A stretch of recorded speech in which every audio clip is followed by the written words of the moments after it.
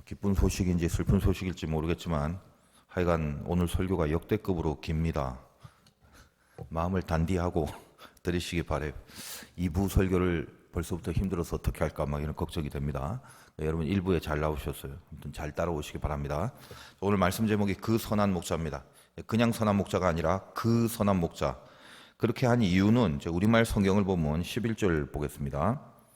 나는 선한 목자라. 선한 목자는 양들을 위하여 목숨을 버리거니와. 그렇게 돼 있죠. 나는 선한 목자라. 우리말은 그렇게 돼 있지만 헬라어 원문을 보면은 호포이멘이라고 해서 영어로 이제 정관사 더에 해당하는 헬라어 정관사 호라는 단어가 앞에 있습니다. 정확한 번역은 그 선한 목자라고 해야 맞는 겁니다. 정관사라는 게 뭐예요? 앞에 있는 거를 다시 받을 때 사용합니다. 그럼 앞에 어딘가에 선한 목자라는 말이 나와야 되거든요. 저번 시간에 요한복음 10장의 그 양과 목자의 이야기는 에스겔 34장을 배경으로 한다고 말씀드렸습니다. 언제 그랬나요? 라면 곤란하요. 다시 찾아보지는 않겠습니다만 에스겔서는 그릇된 목자들이 양에게 꼴을 주지 않고 양을 죽이고 있는데 하나님이 선한 목자를 세워갖고 그 양들을 살린다라는 약속을 주시는 내용이었습니다. 그때 다윗으로 상징되는 선한 목자의 개념이 나오죠. 바로 그 선한 목자를 지금 주님이 자신을 빗대어서 에스겔의 그 언급된 목자를 자기라고 말씀하시기 위해서 그냥 선한 목자가 아니라 그 선한 목자라고 언급하시는 겁니다. 그러니까 감이 이게 완전히 다르죠. 오늘 본문은 저번 시간에 이제 1절에서 6절까지 그림을 두고 주님이 이제 그것이 무슨 말인지도 모르고 맹한히 있는 그 유대인들에게 구체적으로 그 비유가 무엇인지 이걸 설명하고 있는 내용입니다. 우리는 익숙히 이제 많이 접해본 본문이라서 실은 정확하게 모르고 있는데도 많이 들어본 내용이다 보니까 마치 다 아는 듯한 그런 자세로 이제 오늘의 이 본문을 쉽게 읽을 수가 있습니다. 그러니까 주님이 어떤 메시지를 주시려는지 그걸 정확하게 알기 위해서는 두리뭉실하게 대강 알지 마시고 여기 그 등장하는 내용들 어떤 게 있는지 그거 한번 점검을 해보겠습니다. 오늘 어떤 것들이 나왔나요? 일단은 절도며 강도가 나오죠. 8절 한번 볼게요.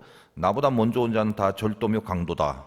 그 다음에 두 번째는 도둑도 나오네요. 10절 보겠습니다. 도둑이 오는 것은 도둑질하고 죽이고 멸망시키려는 것뿐이요. 자, 그런데 이 절도, 강도, 도둑 이건 이제 다 같은 말입니다. 그다음에 세 번째 당연히 이제 선한 목자 나오죠. 아까 11절 나는 선한 목자라.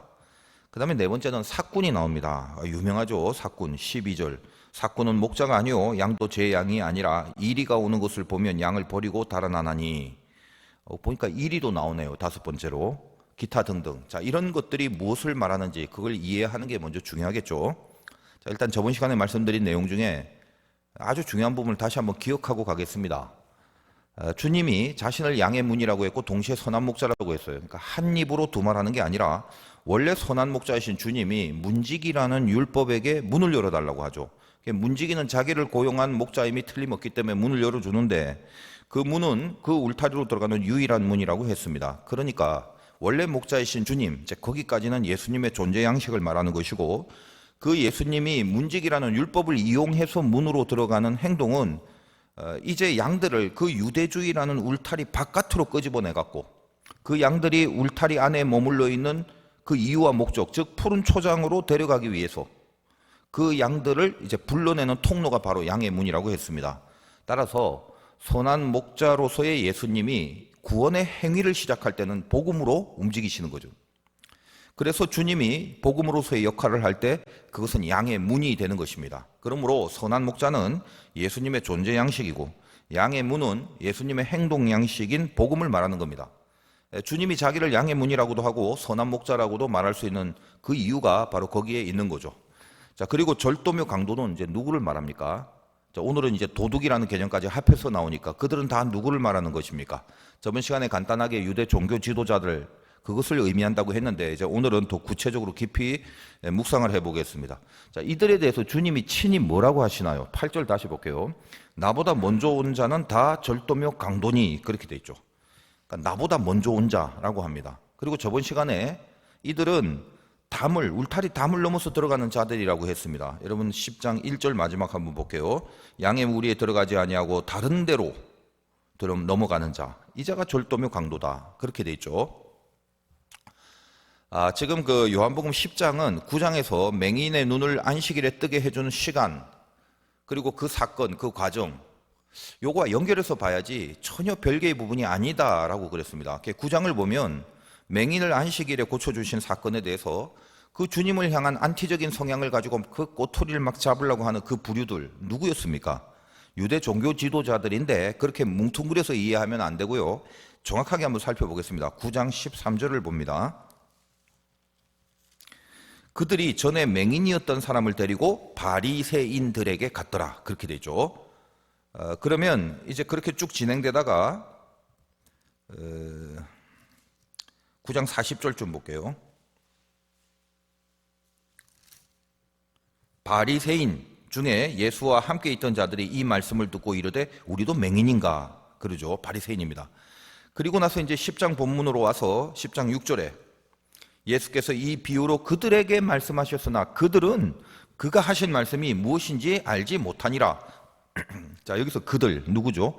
바리새인이란 말이에요. 그래서 오늘 주님이 양과 이 목자의 관계를 비유하는 내용의 주된 타켓이 누구냐? 이게 바리새인이라는 점을 정확하게 알고 가셔야 됩니다. 그러니까 절도나 강도나 도둑은 바리새인들을 일단 말하는 것입니다. 자, 이들은 뭐라고 그랬어요? 두 가지 특징이 있습니다. 담을 넘어 들어왔고 나보다 먼저 왔다. 주님보다 먼저 온 자들이다. 그렇게 말했지 않습니까? 그러면 이들이 이 절도며 강도가 바리새인이라면 바리새인은 두 가지 내용을 가져야 돼요. 주님보다 먼저 왔고 담을 넘었습니다. 이래야 바리새인인 겁니다. 자, 이걸 기억하고 계셔야 돼요. 자, 이제 좀 쉬고요. 이제부터 이제 제가 분량 조절해 가면서 방대한 이 신약 시대의 담론을 설명해 드려야 되는데 과연 어느 정도의 선에서 말씀을 드려야 메시지를 붙드는 데 도움이 될까? 그 고민을 참 많이 했습니다. 시간 관계도 있고 또 더 중요한 거는 우리 화도교회는 참으로 이 교회다운 그런 교회라서 이 말씀을 듣는 여러분들의 다양함이 참 그야말로 버라이어티합니다. 그래서 말씀을 준비하다 보면 여러분의 얼굴이 이렇게 다 떠오르잖아요. 청중이 없는 선지자는 없잖아요. 대언자는 늘 그 말씀을 듣는 청중들을 기도 중에 그렇게 고려해야 하는 법이죠. 그래서 이제 이렇게 묵상하면서 우리 교회 성도님들 이렇게 쭉 한번 쭉 떠올리다 보니까 생각하면 할수록 기준을 잡기가 참 힘들어져요. 이게 정말 여러분들은 절대 이해 못하는 저만의 고심인데, 근데 항상 그 고심 중에 제가 좀 믿고 있는 게 여러분 모두는 영역이 출중하신 분들임을 믿기 때문에 최선을 다해서 필요한 부분을 언급해 드릴 테니까 이 영의 양식을 잘 소화시켜 갖고 더 강력한 믿음의 사람이 되길 기대하면서 전합니다. 우리가 누굽니까? 화도교회 성도님들 아닙니까? 우리 교회 뿌리 정신이 뭐라고 가르쳐 드렸어요? 우상을 섬기는 산당을 제거하고 말씀을 가르치는 그 교육 사역을 감당해온 참 귀한 전통의 교회가 아니겠습니까? 이제 제가 가끔 이렇게 번외의 말씀을 드리는 거는 여러분의 피곤한 머리를 좀 환기시켜 갖고 이제 다시 이렇게 집중케 하려는 깊은 그 목회자의 의도가 있기 때문이에요. 자, 여러분 마음에 이제 준비를 다 하셨나요? 워낙 많은 분량이기 때문에 알아듣든 못 알아듣든 제가 빠른 속도로 이제부터 말씀을 드릴 수밖에 없습니다. 중요한 것 같은데 놓친 것 같다 싶으면 요즘 그 미디어가 잘 발달돼 있죠. 여러분 팟빵에서 한 번 더 들을 수 있으니까 정신 잘 차리시고 잘 따라오시기 바랍니다. 자, 신약 시대 팔레스틴 로마가 지배하고 있습니다. 근데 로마가 지배하기 전에는 헬라가 지배했죠. 그 유명한 헬라의 알렉산더가 세계를 제패할 무렵에 그 팔레스틴 땅도 당연히 헬라 지배 밑에 들어가게 된 겁니다. 알렉산더는 어린 나이에 죽고 그가 정복한 세계가 그 밑에 4명의 장군에게 의해서 분할이 됩니다. 그때 프톨레미라는 이름의 장군의 지배 밑에 팔레스타인이 거하게 돼요. 자, 그 세계가 4개로 갈라졌는데 지속할 수 있겠습니까? 서로가 싸우면서 누가 이걸 통폐합할 건가? 이게 관건이죠. 그래서 전쟁이 막 한참 치러집니다. 결국은 팔레스타인 위쪽에 자리하고 있는 셀루코스 장군이 다스리는 왕조가 밑에 있는 이 프톨레미와 싸워서 이기고 팔레스틴은 당연히 또 셀루코스 왕조 밑으로 들어갑니다. 그런데 이때 이 셀루코스 왕조의 세계사적으로 가장 극악한 박해자인 안티오쿠스 에피파네스라는 사람이 왕으로 등장해서 유대 종교 말살 정책을 시행합니다. 모든 율법과 제사를 폐지시키고 유대인에게 있어서 제사와 율법을 폐지시켰다는 죽으란 말이죠. 그리고 할례를 금지시켜요. 죽으란 말입니다. 하여간 이거 어겼다간 다니엘서에 나오는 것처럼 그냥 불가마에 집어넣고 죽여버립니다. 당시 박해의 실상은 상상을 초월해요. 그러니까 아무리 연약한 유대 백성이지만 지렁이도 밟으면 꿈틀한다고 이런 박해를 받고 참고만 있을 수 없으니까 유대는 그때부터 독립운동을 시작합니다. 그러니까 지금 이 얘기는 아직 로마가 지배하기 전의 상황이에요. 로마 전 헬라가 지배할 때 상황입니다. 그러니까 신약 시대에 예수님이 태어나기 전의 상황이에요, 지금. 그러니까 헬라 지배 밑에서 유대인들이 헬라의 속국으로 있을 때인데 자, 이스라엘은 나중에 로마 밑에서도 박해 무지하게 받았고 그 전에 헬라 밑에서도 지금 박해를 무지하게 받았습니다.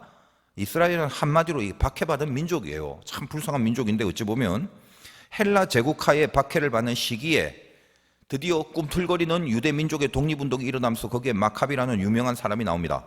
우리 성경에는 없지만 외경이나 지금 천주교 캐톨릭에서 보는 성경에는 마카비서라는 부분이 있어서 이 사람의 그리고 이 기간의 역사가 기록되어 있습니다. 여러분 구약 성경에 보면 말라기가 마지막이고 신약이 마태복음이 시작되는데 그 사이의 기간이 한 400년간입니다. 이걸 신구약 중간기라고 하는데 우리 성경에는 이 기간의 역사가 기록되어 있지 않습니다만 바로 이 기간 우리가 성경에서는 찾아볼 수 없는 이 신구약 중간기 바로 요 굉장히 중요한 이 기간이 신약 시대의 정황들을 이해할 수 있는 모든 근거들이 생겨진 시기가 그때입니다. 자, 헬라의 지배 밑에서 독립운동을 하는 시기와 그 후에 다시 로마라는 나라가 헬라를 이기고 팔레스틴은 다시 그 로마의 지배 밑으로 들어가는 바로 그 어간의 기간이 바로 400년간의 신구약 중간기의 역사라는 거예요. 유대인들은 나라를 잃고 독립을 이제 하려고 하다 보니까 제일 중요한 게 자기들의 정체성인데 이념 아니겠습니까? 그래서 그들의 정체성을 확립하는 데 있어서 크게 4가지 정도의 이념을 기준으로 유대의 분파들이 형성되기 시작합니다. 그러니까 우리가 신약 성경을 읽을 때 늘 보는 바리새인, 사두개인, 열심당, 에세네파 그런 분파들입니다. 구약에는 없다가 뜬금없이 신약에 딱 태어난 이유가 신구약 중간기를 거치면서 그런 유대 독립 운동을 하겠다라는 그런 목표로 형성된 분파들이다 이 말이에요. 공통점은 뭐냐? 당연히 유대의 정체성을 확립해서 이 나라를 좀 독립시켜 보려는 그런 마음이었는데 그런데 그들이 추구하는 방향성은 확연한 차이들이 나게 됩니다. 여러분 많이 들었다시피 사두개인은 제사장의 계율을 따라서 성전의 제사를 중심으로 모세 오경만 율법으로 받아들이면서 세력을 형성해 갔고 바리새인은 철저한 율법을 중심으로 성전이 아니라 회당 그 율법을 공부하는 그 회당 중심의 가르침을 통해서 세력을 형성했습니다. 뭐 열심당은 여러분 많이 들었다시피 무력으로라도 독립을 하자라는 진보 세력이었고 에세네파는 뭐 세례요한을 통해서 알잖아요. 금욕을 통해서 세상을 끊고 광야로 나간 무리들입니다. 자, 이런 점들을 제가 상세하게 다 설명드리기엔 시간이 없어요. 자, 여기서 오늘 우리가 이제 다루고자 하는 중요한 아까 말씀드린 바로 그 바리새인들에게 집중해 보겠습니다. 바리새인이란 말은 헬라어로 파리사이오스, 히브리 말로 페루심이라고 그러는데 그 뜻 자체가 분리된 자들이랍니다. 자, 율법을 철저히 지키자고 그랬죠. 그 이데올로기를 통해서 유대 독립운동의 정체성을 가지려고 했던 바리새인들이기 때문에 율법을 철저히 지켜서 세상과 분리되자 이걸 추구하는 자들이란 말이에요. 그래서 율법뿐만 아니라 그 율법을 더 잘 지키기 위해서 구전으로 전해오는 그 율법의 전통들 제가 요한복음을 통해서 자주 말씀드린 미슈나 그걸 철저하게 지키면서 세력을 구축한 부류들입니다. 가장 많은 무리들이 그리고 일반인들이 많았기 때문에 귀족이나 제사장들을 중심으로 하는 그 사두개인보다는 세력이 굉장히 컸습니다. 자, 더군다나 성전이 파괴된 기간이 있었는데 그때는 성전이 없으니까 제사를 못 드리죠. 그러니까 회당에서 율법을 통해서 믿음을 지켜내는 그 일이 유일한 신앙이었던 그 시즌에는 바리새인은 훨씬 더 큰 세력이 되었고 사두개인은 아까 말씀드렸다시피 달랑 모세 오경 그것만 딱 인정하는 데 비해서 바리새인들은 율법의 전통까지 첨가를 해갖고 너희들이 구체적인 실생활 속에 요거는 요렇게 하고 저건 저렇게 해야 된다 그렇게 실생활에 대한 방대한 해석과 적용을 통해 믿음을 지키자라는 주의였기 때문에 그 어떤 분파보다도 대중적이고 일반적이고 서민적인 세력이 되어버린 겁니다. 대중적이고 일반적이기 때문에 우리가 보통 오해하는 거는 늘 이렇게 익숙히 들어왔던 바리새인 그러면 전부 율법에 뭐 빠삭한 그런 석학들로 오해를 하는데 여러분 대중적이란 말은 온갖 잡새가 다 날라들었다는 의미거든요. 그러니까 바리새인파에 들어와 있음에도 불구하고 율법에 무지하고 학문적인 소양이 전혀 없는 그런 일반 대중들도 많았습니다. 우리가 보통 알고 있는 그 율법의 대가들이 바리새인이다.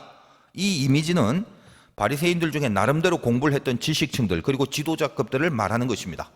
바리새파 자체는 말씀드렸다시피 신구약 중간기에 유대의 정체성을 위해서 이념화되어 돼서 그렇게 뭉쳐진 분파이다 보니까 여러분 어때요? 그 뿌리 정신이란 것 자체는 절대로 나쁜 게 아니었죠. 왜? 율법 잘 지키자는데. 그래서 우리가 잘 알고 있는 니고데모, 스데반 집사, 사도 바울 그리고 바울의 스승인 가말리엘 등등 유명한 사람들이 성경에 바리새파 출신이 많습니다. 참고로 그럼 간혹 성경 읽다 보면 뭐 율법사도 나오고요, 서기관도 나오고 그러는데요. 그런 사람들 뭐죠? 바리새파 중에 그 회당에서 율법을 직접 쓰거나 정리하는 사람은 상당히 지식이 있어야 돼요. 그 상당히 지식 있는 엘리트들이 서기관이 됩니다. 그러니까 성경 읽다가 무슨 율법사라든지 신약 시대에 이 서기관 나오면 그 전부 다 바리새인이다, 그렇게 보시면 되는 겁니다. 바리새인이라고 해서 전부 그런 실력이 있는 거는 아니라고 그랬습니다. 또 그리고 여러분 또 읽다 보면 산헤드린 공의에 맨날 나오는 거, 산헤드린이란 말 자체가 의회 혹은 대학이란 뜻을 갖고 있는데, 자, 이제 로마가 나중에 팔레스타인을 지배할 때 나름대로 자치권을 좀 허락하죠. 여러분 그 한 나라를 빼앗아 갖고 그 나라를 잘 다스리려면 채찍만으로는 안 되고 당근도 줘야 되니까, 너희들은 가만 보니까 다른 여러 여타의 나라와 달리 굉장히 종교에 민감하네. 그러면 종교 문제에 대해서는 니들끼리 한번 해결해 봐라. 그런 취지에서 나름대로 선처를 베푼, 그래서 허락된 유대인들만의 자치기관인 자체 유대 재판기구를 말해요. 그래서 보통은 사두개인들을 중심으로 한 제사장들이 많았고, 거기에 이제 바리새인들도 함께 있는 구조로 되어 있다라고, 그 정도만 보면 됩니다. 이제 개념을 대강 이제 잡으셨죠. 제가 지금 이런 이야기를 해드리는 것은 제가 얼마나 많이 알고 있는가를 여러분들에게 지금 보이는 게 아니에요. 염두에 두고 따라오셔야 될 내용이 있어요. 오늘 본문에 등장하는 내용들이 뭔가를 가르쳐 드리려고, 절도 강도가 누군지, 사건 목자가 뭔지, 일이라는 건 왜 나오는지 등등, 이게 쉬운 듯 어려워요. 여러분이 그냥 막연히 알고 있는 것과는 굉장히 다른 깊이가 있습니다. 어렵다기보다는 사실은 굉장히 정밀해요. 정밀하기 때문에 정확하게 여러분만 이제 알게 되는 내용이 될 것이니까 조금 한번 참고 여러분 집중을 해서 따라와 주시길 바라요. 자, 일단 절도며 강도라고 말한 비유가 바리새인이라는 것을 먼저 설명해 드리려고 하는 겁니다.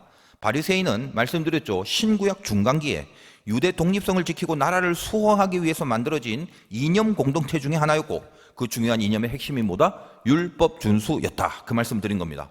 그런데 이 바리새인들이 처음에는 좋은 취지로 형성이 됐습니다만 시간이 지남에 따라 변질이 됩니다. 율법을 통해서 하나님을 향한 그 믿음을 지켜야 되는데, 율법을 통해서 자기들의 그 기득권과 자기들의 입지를 지키는 것으로 변질이 된 겁니다. 타락이 뭐라고 그랬어요? 자리를 이탈한 거죠. 그게 변질이에요. 신앙의 영역에서 자기 자리가 신앙의 영역에 있어야 되는데, 그 자리, 즉 자기 자리가 자기 밥그릇이 되는 순간 타락을 하게 됩니다. 여러분, 그 목사들이 왜 타락을 합니까? 목사 되기 전에는 물론 다는 아닙니다만 다들 그냥 겸손하고 사명에 붙들려 막 하나님만 바라보고 그랬거든요. 그러다가 목사가 되니까 점점 자기 자리가 자기 밥그릇이 되어버립니다. 이게 자리를 이탈하는 거거든요. 그게 신앙의 영역인지 타락의 영역인지, 내 자리가 지금 어떤 건지 그걸 무엇으로 구분할 수 있는가, 두 가지만 보면 됩니다. 목사뿐입니까? 평신도도 마찬가지고, 여러분 신자라는 건 다 똑같아요. 어떤 게 타락의 자리입니까? 두 가지 보면 돼요. 높은 거, 많은 거, 이거 추구하면 타락이에요. 주님은 낮은 거, 적은 거, 거기로 가셨고 글로 따라오라고 그러죠. 이런 말 수천 번 하면 뭐합니까? 내 안에 나를 위해 죽으신 예수가 없으면 낮은 거 못 참고 적은 거 못 견디거든요. 어떻게 하면 높아지고 많아질까? 그거 생각하고 사니라 혈안이 되어 있습니다. 여러분들이 이 세상에서 살아갈 때는 열심히 사시고 최선을 다하시면 돼요. 뭐 그래서 많아져도 감사하시면 되고 높아져도 감사하시면 됩니다. 자, 그러나 주님의 이름이 걸린 곳에서 타락하시지 말란 말이에요. 내가 주님의 이름을 걸고 있는 그 어떤 상황에서 낮은 것보다 높은 곳에, 적은 것보다 많은 것에 눈이 돌아가고 있다면 그게 타락이라는 것을 하여간 명심하시기 바랍니다. 바리새인들은 이제 주님이 나중에 오시기 전 신구약 중간기잖아요.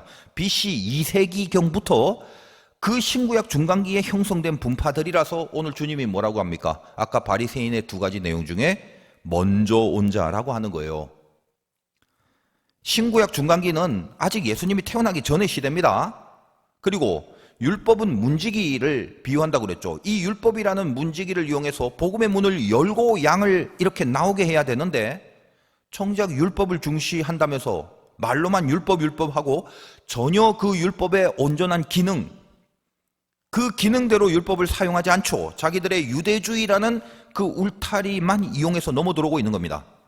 그래서 문지기라는 원래의 율법을 통해서 문을 열지 않고 자기들의 그 율법 전통들을 자기네들이 만들어 놓고 구전을 통해서 이어온 그 전통들을 이용해서, 이것이 이제 담을 넘는다는 표현인데, 그런 식으로 양에게 접근해서 양을 잡아가는 겁니다.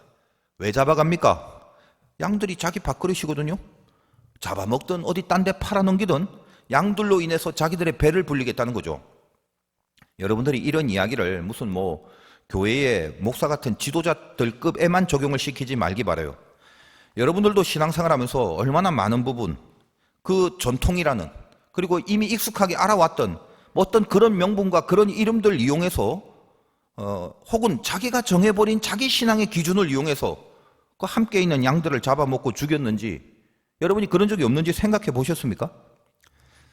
말씀 준비하면서 제가 구체적으로 이런 경우를 다 말씀드리려다가 설교 듣다가 얼굴 색깔 변할까 봐 제가 생략합니다.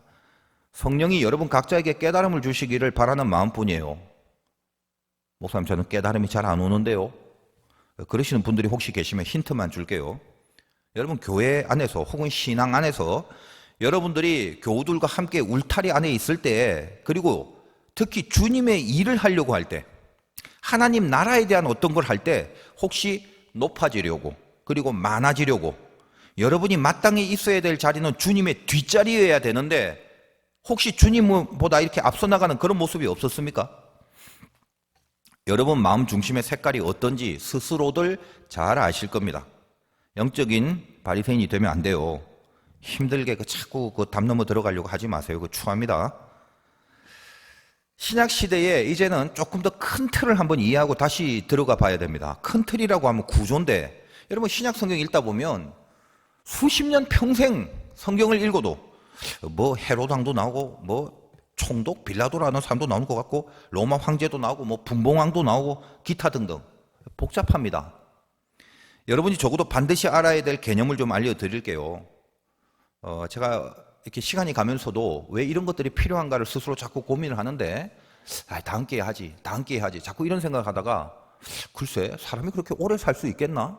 사람이 언제 어떻게 될지 모르는데 다음 기회라는 게 어디 있을까? 갑자기 이런 생각이 불현듯 들면서 제가 어쨌든 빨리 막 숨차게 얘기를 한다 할지라도 반드시 여러분이 성경을 통해서 알고 가야 될 가장 중요한 걸 모르는 사람이 태반인지라 오늘 이 말씀을 풀면서도 개념 정리를 좀 해드릴 필요가 있다라고 생각을 했습니다. 여러분 한번 잘 생각해 보세요. 시간적으로 이제 신구약 중간기에서 이제 점점 시간이 지나가서 뒤쪽으로 이제 가면 로마라는 게 등장해서 헬라를 이렇게 이기고 전 세계를 지배합니다. 그럼 팔레스틴도 아까는 헬라의 속국이 됐다가 로마의 속국이 되겠죠. 이스라엘이라는 백성이 사는 지역을 팔레스틴이라고 하는 거니까 이스라엘이라고 하거나 팔레스틴이라고 하면 같은 말이라는 것은 아실 줄 제가 믿습니다. 그러면 자, 로마가 팔레스타인을 지배할 때, 즉 전 세계가 로마의 지배에 있을 때 뭔가 이 팔레스타인 지역 안에 굵직한 통치자들이 몇 명이가 되겠습니까? 자, 일단 한번 생각해 보세요. 제일 센 사람이 누굴까요? 당연히 로마가 지배하고 있으니까 로마의 황제입니다. 탑입니다. 자, 그리고 그 로마의 황제가 자기가 다스리는 지역에 뭔가 자기 대신 치리할 신하를 보내야 되잖아요. 우리가 예를 들면 다른 나라 미국에 가면 거기서 한국 대사관, 한국 영사관 같은 게 있지 않습니까? 그런 것처럼 그 사람, 로마 황제가 보낸 사람, 총독이라고 그래요. 그러면 총독은 뭐요? 로마 사람이 되는 거죠. 그러니까 여러분에게 가장 잘 알려진 그 익숙한 총독이 누굽니까? 늘 예매 때 암기하는 본디오 빌라도라는 사람이죠. 총독은 본디오 빌라도만 있는 게 아닙니다. 여러 명이 있었어요. 단지 우리가 가장 잘 알고 있는 총독이 본디오 빌라도일 뿐이죠. 그리고 이스라엘을 다스리려면 뭔가 자국에 이제 왕을 세워갖고, 야, 너희들 우리가 지배하고 있는데 하여간 그럼에도 불구하고 우리가 지배하지만 너희들끼리 뭔가 너희들만의 구조를 가지고 한번 살아봐라, 보거라.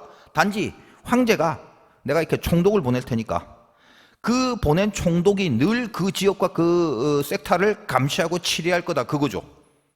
그래서 우리는 대표적으로 헤롯이라는 왕, 다른 말로는 분봉왕이라고 하는 그 유대인의 왕도 큰 이 틀 속에 있는 지도자라는 걸 이해하시면 됩니다. 분봉왕이란 말이 자주 나오는데 나누어서 섬긴다라는 의미입니다. 자, 그러면 예를 들면 유대 지역을 생각해 봅시다. 로마가 유대인만 지배한 게 아니라 다른 나라도 많이 지배했잖아요. 근데 우리는 배경이 지금 유대니까 유대만 생각해 보자는 거예요. 총독이 셀까요? 분봉왕이 셀까요? 유대인들, 즉 이스라엘의 입장에서는 형태적으로는 왕이라니까 자기들의 왕이 최고입니다만 내용적 실세는 총독일 수밖에 없죠. 자, 왕은 이스라엘 사람으로서 니들끼리 해봐라니까 이스라엘 사람으로 세워지고 총독은 로마에서 보낸 로마 사람입니다. 둘 다 로마 황제라는 가장 크고 센 사람 밑에 있지만 근본과 색깔이 다르죠. 좀 졸리더라도 계속 쭉 갑니다. 자, 그러면 로마가 이 세계를 지배할 무렵에 황제들이 계속적으로 로마의 황제들은 존재했겠죠. 로마 한번 생각해 봅시다. 로마가 황제의 통치 구조를 확립하기까지 사실 로마 자체 내에서도 많은 시끄러운 어떤 과정들과 사건들이 있었습니다. 세계사적으로 로마가 첫 황제, 하나밖에 없는 초대 황제가 세워지기까지 복잡한 정치적 싸움들이 많았단 말이에요. 그 복잡한 시대를 일컬어서 뭐 1차 삼두 정치니 2차 삼두 정치 시대니 그런 식으로 표현하는데, 삼두라고 하면 그 요 앞에 있는 삼두 아파트를 말하는 게 아니라 머리가 셋이다 이 말이에요. 삼두. 그러니까 세 명의 지도자들이 함께 친애한단 말이죠. 자, 이래저래 세 명이 같이 지도자로 있으니까 사이가 좋을 리 없죠. 치고받고 하다가 처음으로 이제 그 입지를 구축해서 단일한 황제로 로마에 등극한 사람이 누구냐? 가이사 아우구스투스입니다. 로마 제국의 초대 황제죠. 아우구스투스라는 뜻은 존엄한 사람이다라는 말인데 붙여준 칭호고 원래의 고유명사 이름은 옥타비아누스였습니다. 여러분은 실은 이 사람을 알고 있어요. 학교 다니신 분들은 세계사 시간에 다 배웠고 시험에도 많이 출제된 사람입니다. 저는 공부 안 했는데요. 그래도 분명히 알아야 돼요. 왜냐하면 학교 때는 몰라도 성경에 나와 있기 때문이죠. 누가복음 2장 1절에서 5절까지 보면 읽어드릴게요. 가이사 아구스토가 영을 내려 천하로 다 호적하라 하였으니, 얼마나 익숙한 말입니까? 그래서 요셉과 마리아가 호적을 하러 베들레헴으로 가게 되죠. 바로 그 가이사 아구스토, 그 사람이 실은 로마의 첫 황제인 가이사 아우구스투스입니다. 이게 무지하게 유명한 사람이에요. 자, 그러면 잘 생각하세요. 어디 이제 딴 데 가시면 안 돼요, 정신이. 로마 황제가 이 아구스토일 때 그 팔레스타인은 자체적인 왕이 있었겠어요, 없었겠어요? 아까 말씀드렸다시피 분명히 있었겠죠.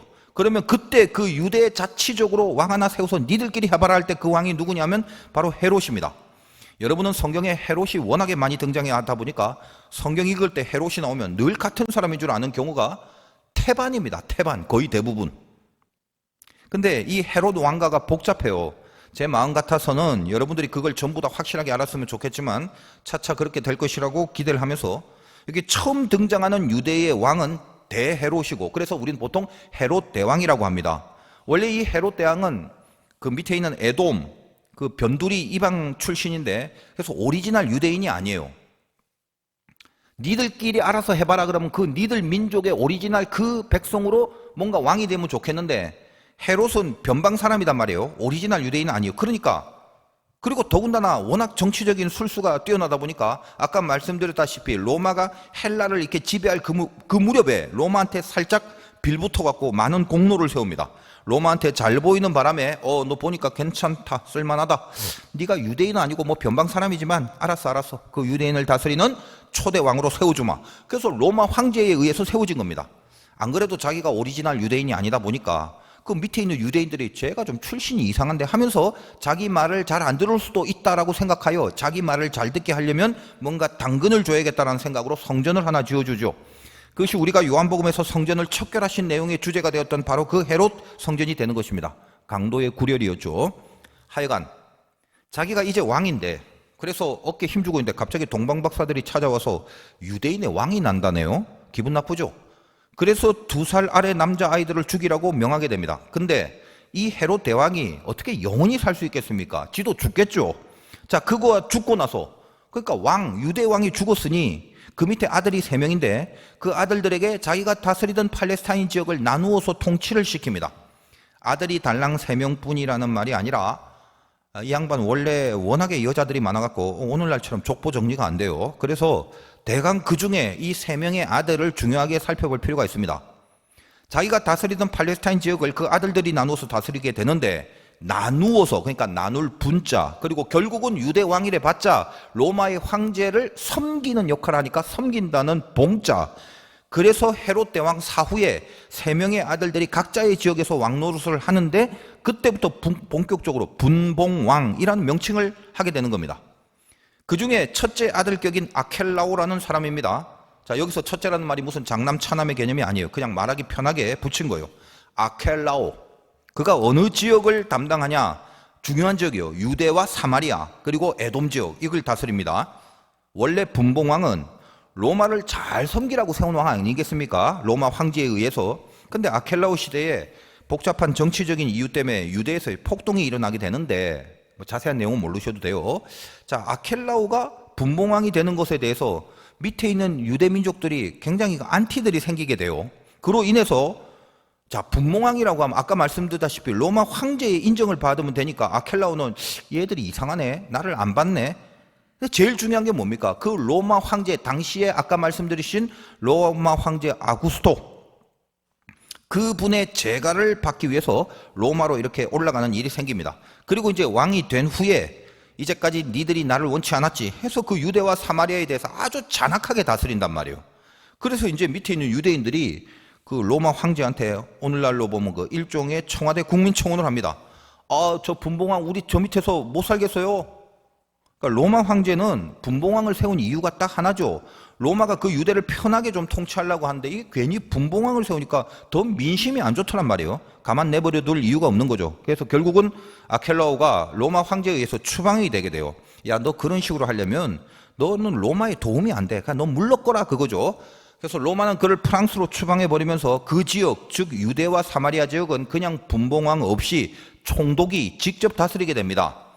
아유, 목사님 시간 다 됐네 벌써요. 근데 왜 목사님 지금 성경에 나오는 헤롯 왕 정도만 그냥 말씀하시지 그 아들들까지 알아야 됩니까? 그 아켈라오라는 사람이 누군지 알면 뭐합니까? 그러시지 마세요. 여러분들이 성경을 잘 모르기 때문에 아켈라오가 성경에 나오는 인물인지 몰라서 지금 그렇게 생각하는 거거든요. 마태복음 2장 19절에서 23절을 갑니다. 제가 시간은 가지만 오늘 할 수 없어요. 각오하셔야 돼요. 읽어드릴게요. 마태복음 2장 19절에서부터 헤롯이 죽은 후에, 자, 헤롯 대왕이에요. 영원히 살 수 없잖아요. 죽겠지 지도. 죽었어요. 헤롯이 죽은 후에 주의 사자가 애굽에서 요셉에게 현몽하여 이르되 일어나 아기와 그의 어머니를 데리고 이스라엘 땅으로 가라. 아기의 목숨을 찾던 자들이 죽었느니라 하니라. 이제 헤롯 대왕 일가가 죽었다는 거죠. 요셉이 일어나 아기와 그의 어머니를 데리고 이스라엘 땅으로 들어가니라. 그러나 잘 들으세요. 그러나 아켈라오가 그의 아버지 헤롯을 이어 유대의 임금됨을 듣고 분봉왕이 됐단 말이죠. 유대 지역에 거기로 가기를 무서워하더니 꿈에 지시하심을 받아 갈릴리 지방으로 떠나사 나사렛이란 동네에 가서 사니 이는 선지자로 하신 말씀에 나사렛 사람이라 칭하리라 하심을 이루려 함이니라. 나사렛 예수라는 칭함을 받게 되는 근거로 지금 제시된 내용인데 아켈라오가 여기에 엄연히 등장하고 있습니다. 여러분은 평생 처음이라고 지금 처음 보는 인물일지 몰라요. 자, 그리고 제가 성경은 늘 컨텍스트에서 나온 텍스트라고 했죠. 주님이 신약 성경에서 비유를 들고 있는 많은 내용들은 그냥 이렇게 뜬금없는 것들이 아닙니다. 유대인을 겨냥한 메시지잖아요.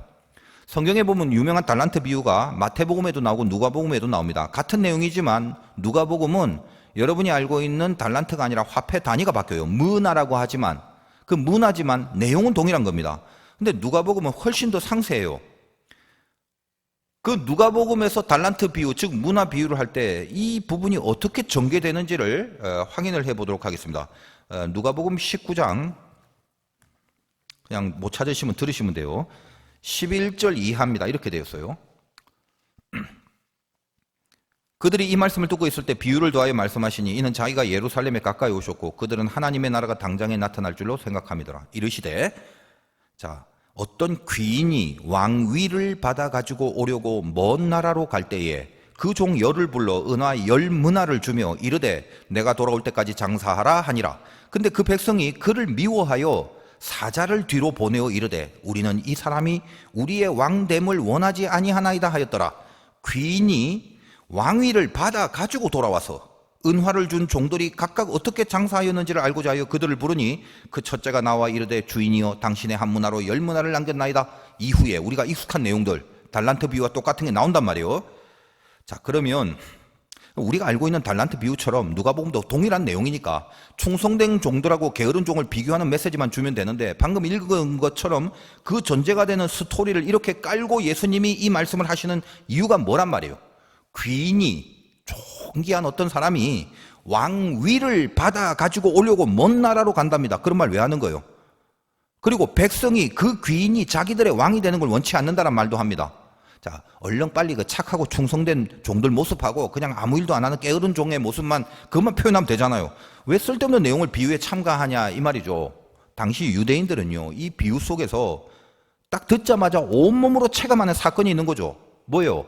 아켈라오가 자기의 분봉왕의 직위를 인정받으려고 먼 나라 로마까지 가서 황제를 만나야 했다는 겁니다. 자, 그래서 다녀오니까 충성된 종들도 있고 악한 종들이 있어서 심판을 하지 않습니까? 아까 그 부분에 27절 다가와서 이제 충성된 종, 게으른 종 갈라놓고 어떻게 표현하냐면 마지막에 그리고 내가 왕됨을 원하지 아니하던 저 원수들을 이리로 끌어다가 내 앞에서 죽이라 하였느니라. 이게 누가복음에 나오는 마태복음식 달란트 비유입니다. 누구 스토리예요? 이런 말로 마감을 하는 거 보니까 분봉왕 아켈라오 이야기를 빗대어서 주님은 가장 리얼하게 체감되는 이 현실의 팩트를 이용해서 메시지를 전하고 있는 겁니다. 자, 보십시오. 다 성경에 분명히 나오는 인물들이죠. 근데 여러분들 지금까지 그냥 모르고 그냥 있었을 뿐이거든요. 자, 그 다음에 헤롯 대왕이 이제 죽고 나서 이번 두 번째 또 다른 지역을 다스리는 분봉왕, 아까 세 아들에게 나눠줬단 말이에요. 하나 아켈라오 했죠. 그 다음에 또 하나는 헤롯 안티파스입니다. 팔레스틴 위쪽에 이제 갈릴리하고 요단강 오른쪽에 베레아라는 지역을 다스립니다. 분봉이니까 예수님이 갈릴리 가나에서 가버나움에 있는 왕의 신하의 아들을 고치는 장면이 요한복음 4장에 나오죠. 우린 이미 다뤘습니다. 그때 그 맨날 하는 왕의 신하, 도대체 어떤 왕의 신하를 말하는 겁니까? 그 지역이 어디라고요? 갈릴리 가나의 가버나움이죠. 그러니까 뭐예요? 갈릴리 지역의 분봉왕인 헤롯 안티파스를 말하는 겁니다. 그때는 아켈라오가 아니죠. 갈릴리니까. 성경에 유명한 사건 있잖아요. 세례 요한의 목이 날아갑니다. 누가 이 짓을 했죠? 갈릴리 분봉왕 헤롯 안티파스입니다. 자, 세례 요한이 그 헤롯 안티파스가 그의 동생 빌립이 있는데 그 빌립의 아내인 헤로디아를 차지한 것에 대해서 너 그러면 안 된다 하고 지적을 해서 죽여버려요. 우리가 잘 알고 있는 사건입니다. 바로 그 사건의 주인공이 헤롯 안티파스예요. 자, 그러면 시각을 좀 넓혀갖고 전체 구도를 한번 잡고 가겠습니다. 아까 헤롯 대왕이 처음 유대 왕에 있을 때 그때 가장 센 로마의 황제가 있었죠. 누구죠? 초대 황제인 아구스토였습니다. 그러면 헤롯 대왕이 죽고 나서 아들들에게 지역을 나누어서 분봉왕으로 섬기게 할 무렵에는 로마 황제가 누굽니까? 아구스토가 살아있다가 그도 영원히 못 살죠. 이제 다음 황제로 넘어가서 티베리우스라는 사람이 황제로 등극합니다. 아켈라오라는 사람이 분봉왕일 때는 초대왕인 아구스토가 살아있었고 이제 아켈라오는 추방돼갖고 오랫동안 분봉왕으로 있진 못했다고 말씀드렸죠. 그래서 원래 그 분봉왕 자리라는 게 로마에게 인정만 받으면 평생직 철밥 그릇입니다. 자, 반면에 헤롯 안티파스 분봉왕은 40년을 넘게 해먹습니다. 그때 로마 황제는 아구스토에서 헤롯 안티파스가 있는 동안 바뀌어서 티베리우스 황제로 바뀌게 돼요. 그러니까 헤롯 안티파스는 아구스토 황제도 섬겼고 그 다음에 이어지는 티베리우스도 섬기게 된 거죠. 자, 그러면 로마 황제가 그때 그 유대 지역에 보낸 총독이 누구였냐면 우리가 알고 있는 본디오 빌라도가 되는 겁니다. 그는 유대의 6번째 총독이에요. 그러니까 앞에 5명이나 있었는데 그 5명은 누군데요? 알 필요 없어요. 그 전혀 성경하고는 무관한 사람이에요. 단지 알아야 될 거는 로마의 황제 가장 센 사람이 티베리우스일 때 그 지역 분봉왕이 헤롯 안티파스, 총독은 본디오 빌라도였다. 딱 그 정도 감을 잡으시면 됩니다. 익숙한 이름들이니까. 누가복음 23장 6절에서 7절까지를 보면 이제 예수님이 잡혀서 신문을 당하는 그 전후 상황들에 대한 사건들이 기록되어 가는 중에 제가 읽어드릴게요. 이런 말이 있어요. 빌라도가 듣고 그가 갈릴리 사람이냐? 예수에 대해서 말하는 거예요. 그가 갈릴리 사람이냐 물어 헤롯의 관할에 속한 줄 알고 헤롯에게 보내니 그때의 헤롯이 예루살렘에 있더라. 그 헤롯이 누구예요? 헤롯 대왕이 아니라 헤롯 안티파스를 말하는 거죠. 왜 이런 식의 내용들이 나오는 줄 아시겠죠? 갈릴리 사람이냐고 묻는 이유가 거기 분봉왕이 누군지 언급을 하는 겁니다. 그 지역의 분봉왕에게 어떤 사건을 맡기려는 거죠.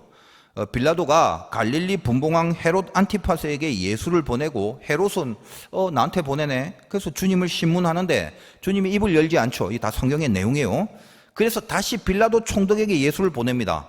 성경은 이 일로 인해서 둘이 전에는 원수였으나 당일에는 서로 친구가 되니라 라고 정확하게 누가복음 23장 11절 12절에 적혀져 있어요. 지금 제가 성경 이야기를 하고 있는 겁니다. 둘이 전에는 원수였지만 당일에는 친구가 됐다. 예수를 주고받으면서. 왜 원수라는 표현을 했냐면 당연히 이제 정치적으로 알력이 있겠죠. 서로가 뭐요? 나름 대빵 아닙니까?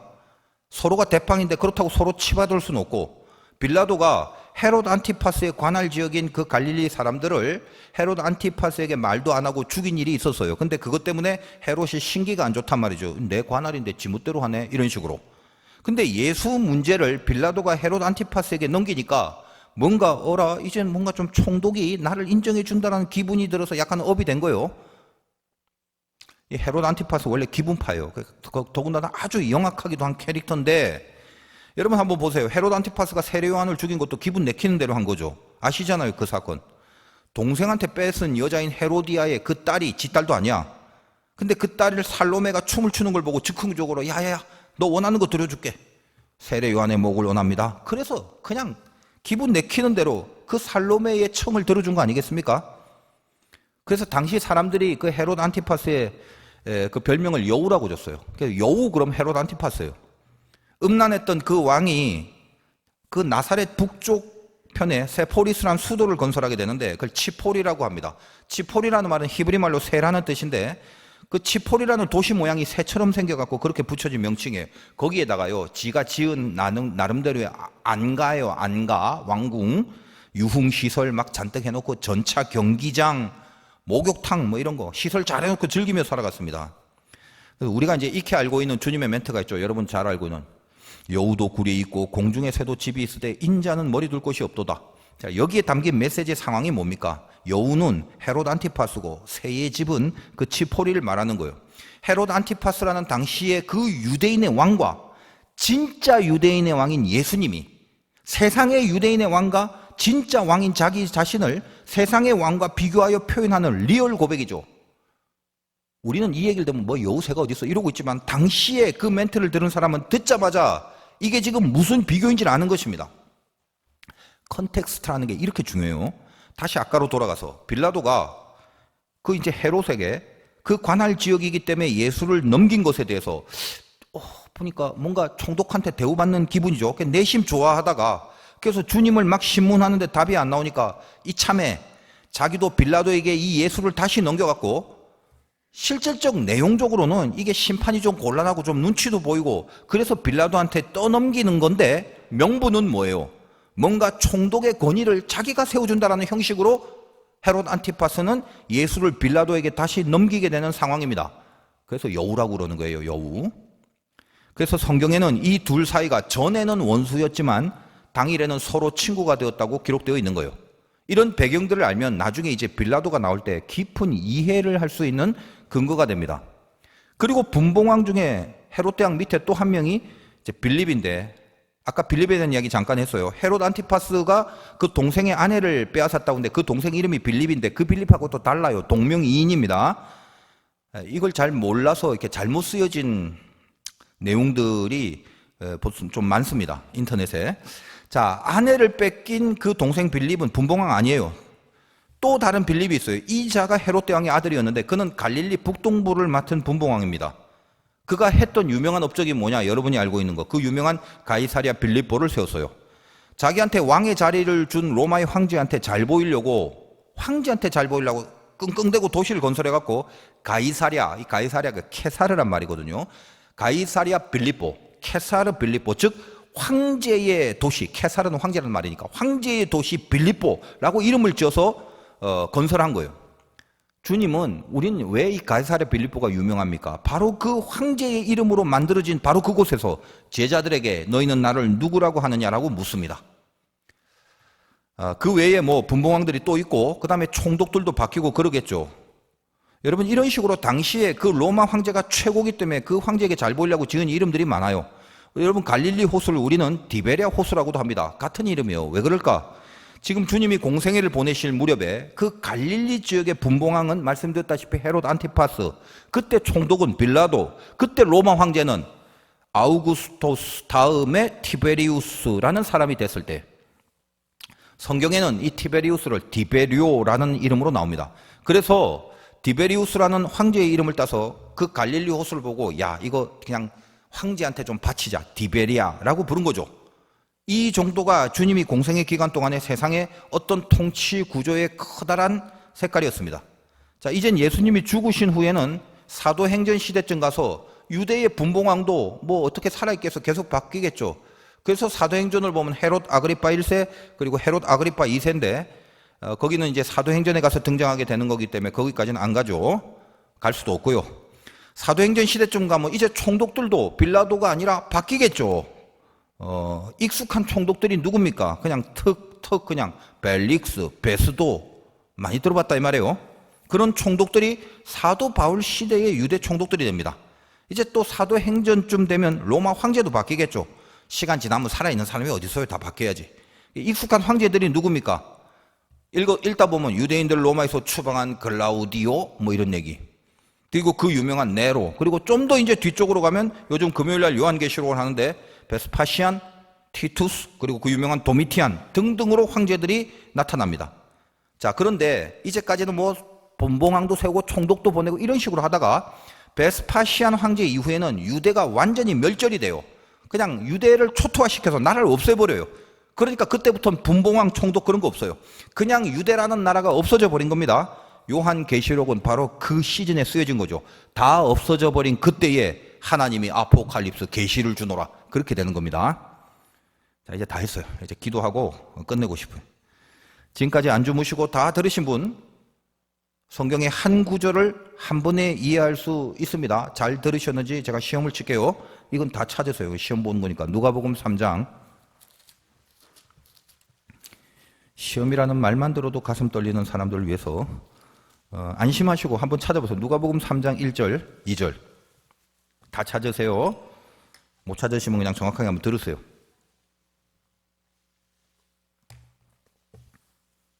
여러분이 오늘 말씀을 못 들었으면 그냥 읽는 건 글자요, 배경은 종이다 이렇게 끝날 것입니다. 한번 보세요. 누가복음 3장 1절에 디베리오 황제가 아시죠? 티베리우스 황제가 통치한 지 15해 곧 본디오 빌라도가 유대의 총독으로, 헤롯이 갈릴리의 분봉왕으로, 헤롯 안티파스를 말하죠. 그 동생 빌립이 이두레와 드라고니 지방의 분봉왕으로, 루사나이가 아빌레네의 분봉왕으로, 요 분봉왕 몰라도 되는 분봉왕에 비중 없어요. 안나스와 가야베가 대제사장으로 있을 때 하나님의 말씀이 빈들에서 사가랴의 아들 요한에게 임한지라 그렇게 돼 있어요. 어때요? 전체 그림이 들어오십니까? 이 복잡한 정치 구조 속에 그 어떤 것이 세상의 헤게모니를 잡을 것인가에 혈안이 되고 있는 이 현장에서 하나님의 말씀이 빈들에 떨어지고 있는 겁니다. 무엇이 역사를 이끌어가는 겁니까? 하나님의 말씀이라는 말이에요. 선한 목자이신 예수님은 말씀이 육신이 돼서 우리 가운데 거하시는 분입니다. 하나님의 백성들을 생각해 보세요. 유대주의라는 울타리 안에 들어가서 이제 어디로 가야 될지 양들이 모르고 있어요. 양이란 동물은 어떤 공격의 무기도 없고 그야말로 양입니다. 1m 앞을 볼 수 없는 신체 구조를 가지고 오로지 음성을 듣고 거기를 따라가야만 풀과 물을 먹을 수 있는 존재란 말이에요. 절도며 강도와 같은 도둑들이 말은 율법 하면서 유대의 전통이라는 구실을 이용해서 그 아무것도 모르는 양들을 탈취해 갑니다. 이스라엘은 분봉왕을 중심으로, 자, 여기서부터 잘 들으세요. 분봉왕을 중심으로 로마와 결탁이 되어 있기 때문에 자기 민족 사람인 세리를 세워갖고 마치 자발적인 세금을 거두는 양식으로 백성들을 착취하고 있었습니다. 그래서 백성들이 세리를 싫어하는 거예요. 근데 보세요. 왜 자국민으로, 분봉왕 시스템 속에서는 자국민으로 세금을 거두지 않으면 로마가, 그래서 그 세금을 로마에게 바쳐야 되는데 니들끼리 스스로 세금을 안 걷어? 그러면 로마가 직접 관리를 하는 강력 행정을 펼칠 것이기 때문에 마치 자국민이 자국의 세금을 스스로 바치는 자연스러운 형태를 취하지만 결국은 로마와 결탁하고 있는 분봉한 시스템 속의 지도자들과 권세자들은 자기들의 이익을 그 바쳐지던 세금 안에서 갈취하는 방향으로 살아가고 다른 건 로마에게 드리고. 아시겠어요? 오늘 본문에 이리가 등장하죠. 이 등장하는 이리들이 누구죠? 대표적인 분봉왕 시스템 하에 있는 유대의 정치 세력들, 그리고 그걸 사주해서 간접적으로 백성을 탈취하는 로마의 패권, 로마의 세력을 말하는 것입니다. 여기에 이건 1위는 종교적인 것하고 무관한 정치적이고 세속적인 분봉왕 시스템의 권세와 로마의 세력을 말한 말이에요. 그게 지금 자기들이 지배하고 있는 이스라엘 민족을 갈취하고 죽이려고 물어뜯으려고 오잖아요.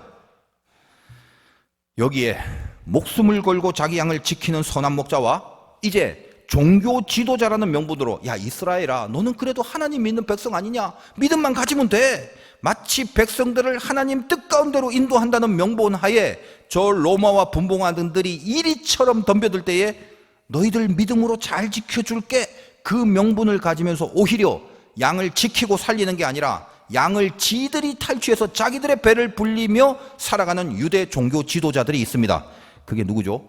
삭군 목자란 말이에요. 그게 그 중에 바리새인들은 절도며 강도의 레벨에 해당되고, 바리새인들은 물론 이력이니와 당시 유대의 종교 지도자들인 제사장 그룹들을 비롯한 모든 종교적 지도자들은, 여기 지금 오늘날로 목사만 말하는 게 아니란 말이에요. 여러분 중에 지도자급에 오랫동안 신앙생활한 선봉에 선 사람들이 양들을 인도한다는 명분하에, 교회를 이끌어간다는 명분하에 1위가 달려들면 양을 버리고 도망을 하는, 왜 도망해요? 나한테 이익이 되는 것만 추구하니까 무책임한 자기 이익 집단에 불과하다는 말을 하는 겁니다.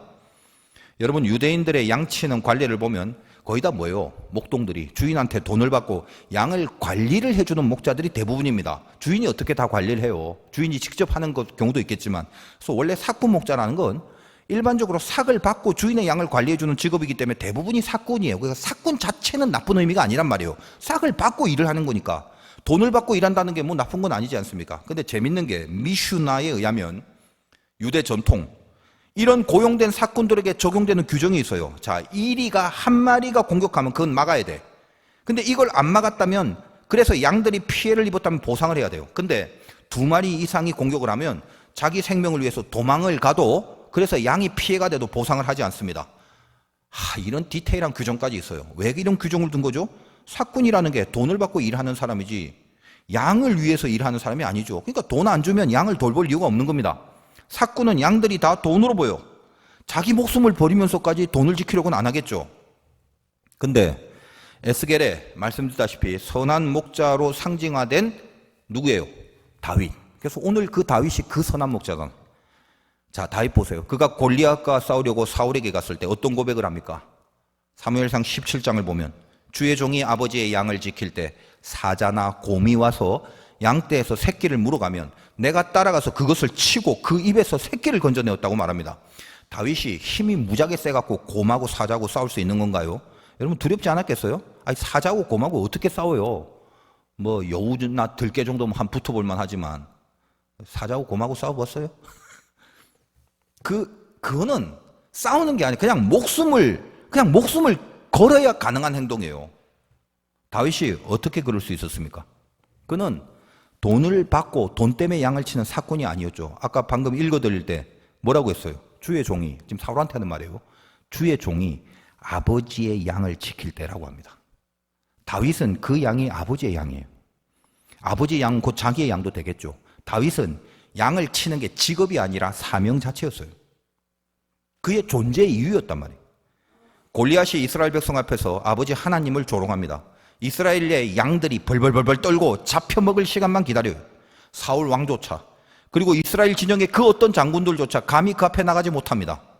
어린 목동 다윗에게 사울이 알겠다, 야 네가 나간다니 갑옷과 투구를 한번 입혀봅니다. 그러나 맞지 않아요. 그래서 어떻게? 손에 막대기를 가지고, 목동은 막대기와 지팡이가 있잖아, 말씀드렸죠. 손에 막대기를 가지고 돌멩이를 줍습니다.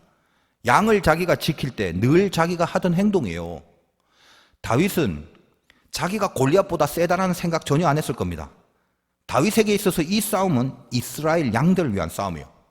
이스라엘이 누구죠? 하나님이 아버지신 하나님의 양들입니다. 내가 목자이기 때문에 하나님의 양들 죽게 할 수 없다는 거예요. 그래서 다윗은 자기 힘이나 능력으로 나가는 게 아니라 만군의 여호와의 이름, 이 양들의 주인이 되시는 하나님의 이름으로 나아가는 거예요. 목숨을 걸고 뛰어가는 그 다윗을 하늘에서 지켜보시는 하나님은 분명히 감동의 눈물을 흘리셨을 겁니다. 바로 그 선한 목자, 그분이 우리 주 예수 그리스도라는 말씀을 하시는 겁니다. 요한복음 10장 오늘 본문 11절부터 15절 보겠습니다. 나는 선한 목자라. 선한 목자는 양들을 위하여 목숨을 버리거니와 삭군은 목자가 아니요 양도 제 양이 아니라 이리가 오는 것을 보면 양을 버리고 달아나나니 이리가 양을 물어가고 또 해치느니라. 달아나는 것은 그가 삭군인 까닭에 양을 돌보지 아니함이나 나는 선한 목자라. 나는 내 양을 알고 양도 나를 아는 것이 아버지께서 나를 아시고 내가 아버지를 아는 것 같으니 나는 양을 위하여 목숨을 버리노라. 삭군 목자에 대한 이야기는 거의 대부분 여러분이 오늘날 적용하면 야야야 목사들 놓고 야 이 누가 참된 목자고 누가 삭군 목사 이런 점을 논할 때 많이 사용됩니다. 그래서 목사님들 사이에 은근히 거북하게 들려지는 단어가 삭군 목자란 말이에요. 야 여러분 우리나라 목사님들 다 모아두고 자기 스스로 삭군이라고 생각하는 사람 손들어 보세요. 그럼 몇 명 손들 것 같아요? 아무도 손들지 않아요. 혹시 손든 분이 있다면 잠시 졸다가 삭군이 아닌 사람 손들라고 하는 줄 알고 손을 든 사람일 것입니다. 자, 그러면 자기가 삭군인 줄 알면서도 그거 감추고 손을 안 든 걸까요? 아니죠. 다들 열심히 목회합니다. 내가 얼마나 열심히 목회하는데 삭군이라고 하는 거냐 그렇게 생각할 거예요. 한국 교회 목사님들은요 세계에서 제일 열심히 목회를 합니다. 따라갈 수 없을 정도예요. 그 열심의 정도가. 제가 미국에서 목회하는 그 미국 목사님하고 대화를 나눈 적이 있는데 자기가 한국 교회를 이렇게 바라봤을 때 자기는 한국 교회에서 목회하려면 죽을지도 모른대요. 아니 어떻게 그렇게 할 수 있냐 그런 얘기를 합니다. 그 정도로 열심히 한다는 거 얼마나 귀합니까? 근데 무엇을 위한 열심이에요? 교인들이 많아져 갖고 헌금이 많이 들어오면 사례비도 많이 받고 차도 좀 더 좋은 걸 타고 그렇게 높아지고 많아지려고 열심히 목회를 하겠습니까? 그런 목사님들은 없을 거라고 제가 진짜 믿고 싶어요. 양 한 마리가 길을 잃어버렸을 때 그 한 마리를 찾으려 목자가 목숨을 걸고 산속을 헤매다 찾으면 어깨에 메고 와서 잔치를 한다고 하지 않습니까? 이게 주님의 마음이에요. 선한 목자의 마음. 양을 돈으로 본다면 그 한 마리는 알았어 내버려두고 쟤는 옛날부터 삐꾸였어. 그 팔아도 돈도 안 나와. 나머지 99마리를 지켜야 되는 거 아니에요? 근데 그 양 한 마리를 위해서 목숨을 걸고 찾아오는 목자의 마음은 무엇이라는 말입니까? 저 양이 내 아버지의 양인데 아버지가 저걸 얼마나 불쌍하게 여기고 걱정할까?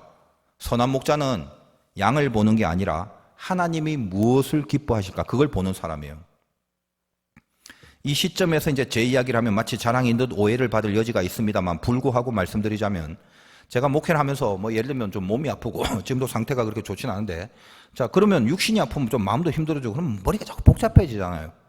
그렇잖아요. 좀 힘들면 사람이 힘들면 복잡해져. 그럼 이제 다른 생각을 자꾸 골똘히 하고 뭘 이렇게 하기보다는 제가 늘 제 마음 스스로에 제일 먼저 좀 확인하는 내용이 있어요. 나는 지금 무엇이 기쁜가? 넌 지금 뭐가 기쁘냐? 이걸 자꾸 물어봅니다. 왜? 그게 가장 중요한 본질이거든요. 아직까지는 제가 변함이 없는 게 한 영혼이 하나님 앞에 바로 서는 모습 보는 거 이게 저한테는 가장 큰 기쁨이에요. 그럴 때는 제 마음 깊은 곳에서 참으로 이 기쁨이 올라옵니다. 그리고 너무나 든든한 안심이 생깁니다. 여러분 어떤가요? 지금 제 얘기를 하려고 하는 게 아니라 여러분에게 한번 적용시켜 보세요. 오늘 내용을 목자 이야기라고 해서 이거 목사들이 들어야 될 내용이다 이렇게 적용시키지 말고요. 여러분도 마찬가지라는 걸 아셔야 돼요. 여러분 모두 하나님 여러분을 선한 목자로 세우셨어요. 여러분 모두가 다윗의 약속의 대상 아닙니까? 그러니까 이 자리에 앉아 있는 거죠. 그렇다면 여러분들도 기쁨의 이유가 있어야 될 거 아닙니까? 돈을 많이 벌어서 기쁜 거 인정합니다. 그런 게 왜 안 기쁘겠어요? 근데 제일 기쁜 거 여러분 속에서 저 영혼 속에서 기뻐하는 그게 무엇이어야 됩니까? 여러분들이 정말 하나님의 자녀라면 한 영혼이 하나님께 바로 세워지는 거 그것이 기쁘고 거기에 보람과 가치가 있어야 마땅한 거예요. 여러분의 신앙의 수준이 어느 정도인지를 그것으로 확인해 보시면 됩니다. 양들은 자기를 부르는 목자가 삭군인지 아닌지 어떻게 알 수 있을까요? 굉장히 중요한 문제 아닙니까? 나를 지금 부르고 있는데 내 이름을 저게 삭군이야? 진짜야? 그거 어떻게 알까요? 알 수 없어요. 알기가 쉽지 않아요. 왜냐? 다들 열심히 부르기 때문에. 양이 아무리 똑똑해도요, 삭군은 직업이 양치는 전문가예요. 그러니까 늘 그래요. 목자는요, 삭군이 목자지만, 그죠? 돈을 받고 일을 하지만, 늘 양의 머리큐보다는 10배는 더 똑똑해요, 삭군은. 그러므로 양들은요, 뭘 어떻게 하느냐, 그런 보여지는 모습으로는 절대 분별할 수 없습니다. 삭군을 고르려면 어떻게 해야 되나? 삭군 고르는 팁을 드릴게요. 여러분들이 양이 한번 돼 보시기 바래요. 양은 머리를 이렇게 쳐들기가 참 힘든 신체 구조지만 한번 낑낑거리면서도 머리를 들어서 내 목자를 한번 보세요. 목자의 눈을 한번 보시기 바랍니다. 근데 그 목자의 눈이 자기와 마주칩니다. 아유, 우연인가 싶어서 잠시 고개를 숙이고 있다가 또 한번 들어보니까 목자가 계속 자기를 보고 있어요. 명심하세요. 삭구는 양만 봅니다. 오로지 양만 봅니다. 한눈 팔지 않고 양만 봅니다. 반면에 선한 목자는 하늘을 보고 나서 양을 봅니다. 양을 보기 전에 하늘을 먼저 봅니다. 양이 이렇게 봤더니 저 목자가 갑자기 하늘을 보네. 그리고 나를 보네. 선한 목자죠. 삭구는 양을 자기의 수입으로 여기기 때문에 양만 바라봅니다. 선한 목자는 양이 하나님의 것이기 때문에 그 양이 하나님을 볼 수 있게 하려고 양을 봅니다. 선한 목자는 그 양이 하나님의 것이기에 자기가 맡은 기간 동안에는 가장 좋은 꼴을 먹여서 주인 되시는 하나님의 기쁨과 칭찬을 받기만 바라고 있는 겁니다. 이게 선한 목자예요. 여러분, 삭군에게 가장 잘 넘어가는 양들이 어떤 양들입니까? 자기만 바라보기를 원하는 양들이에요. 좋은 꼴을 먹이고 초장과 물가로 인도하는 그 인도하심보다는 그냥 자기만 계속 바라보는 목자를 원하는 그 양들은 그걸 제일 잘하는 삭군의 밥이 될 수밖에 없습니다. 하늘을 바라보는 시선이 있는지를 그걸 한번 살펴보시기 바라요. 여러분 스스로도 하늘을 바라보셔야 되고요. 왜 선한 목자가 양을 위해서 목숨도 버립니까? 오늘 17절 본문. 내가 내 목숨을 버리는 것은 그것을 내가 다시 얻기 위함이니 이로 말미암아 아버지께서 나를 사랑하시느니라. 그렇게 목숨을 버리면 하나님이 자기를 사랑하신다는 걸 알기 때문입니다. 양만 바라보는 목자는, 삭구는 절대로 양을 위해 희생하지 않습니다. 그러나 하늘을 바라보는 목자는 양을 위해 자기 목숨을 버릴 수 있습니다. 18절.